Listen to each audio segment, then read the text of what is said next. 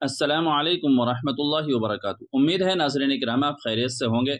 नाज़रीन किराम, लोग सफ़र के लिए निकलते हैं तो बहुत सारे लोगों के जहन के अंदर ये सवाल पैदा होता है कि जिस तरीके से सफ़र में जाने के बाद फ़र्ज़ नमाज़ों में कसर करना वाजिब होता है, तो क्या सुन्नत और नफिल नमाज़ों में भी कसर करना पड़ेगा या फिर पूरी पढ़नी पड़ेगी? ऐसे ही दौरान सफ़र क्या सुन्नतें पढ़नी चाहिए या नहीं पढ़नी चाहिए?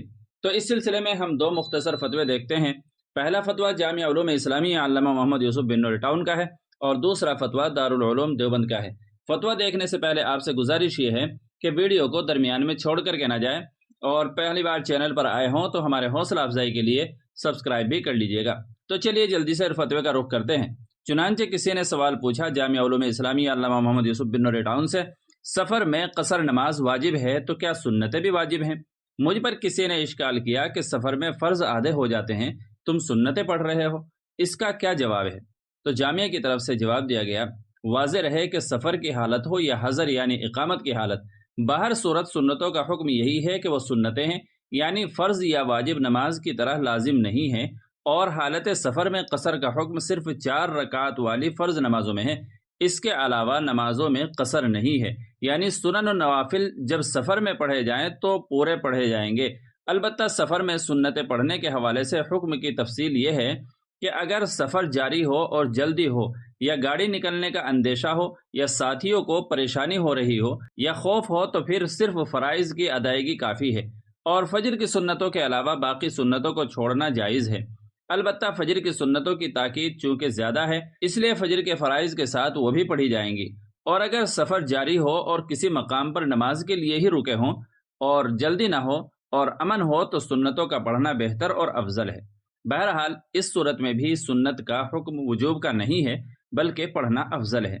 इसी तरह अगर मुसाफिर किसी शहर या बस्ती में ठहरा हो, चाहे 15 दिन से कम ही क़याम हो, तो राजिह कौल के मुताबिक सुन्नतें पढ़नी चाहिए। नबी करीम सल्लल्लाहु अलैहि वसल्लम से सफ़र में सुन्नतें पढ़ना साबित है। वल्लाहु ताला अलम। दारुल इफ्ता जामिया उलूम इस्लामिया अल्लामा मोहम्मद यूसुफ बिन नूर टाउन। अब देख लेते हैं दारुल उलूम देवबंद का फतवा कि इस सिलसिले में वहां से क्या फतवा जारी किया जाता है। चुनांचे साइल ने सवाल पूछा, कसर नमाज में फ़र्ज तो 2 पढ़ते हैं, लेकिन सुन्नत और नफिल किस तरह अदा करें?